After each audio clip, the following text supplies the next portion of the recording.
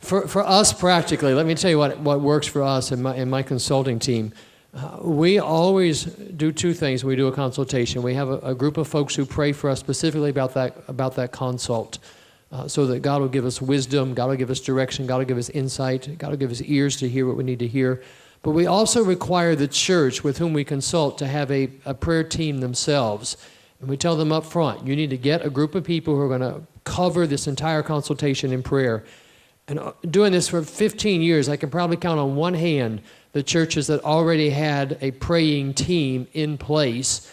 I can tell you numbers of stories of churches that were surprised that we would want somebody praying because they're looking for somebody just to come in and give them answers and not necessarily seek God's face first. So that practice for us, having a prayer team covering us and a prayer team in the church, has been a helpful way to raise the bar here in consulting.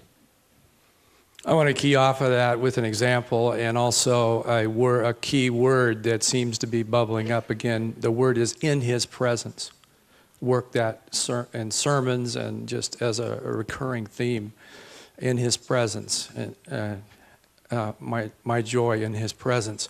I think of an example in the Tidewater region of Virginia a couple of decades ago where one of the pastors was in a class we were giving and said, what's step one? Step one is your assignment when you go back this month is to form a prayer team.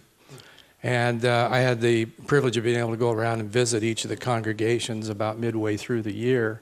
And we went to Bobby Collins' church, and one of the things that he was most wanting to show me was this room that had prayer room on it in the new facilities.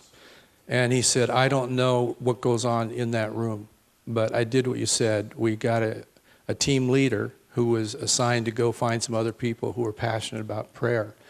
And they meet in there regularly, 24/7 at their own schedule.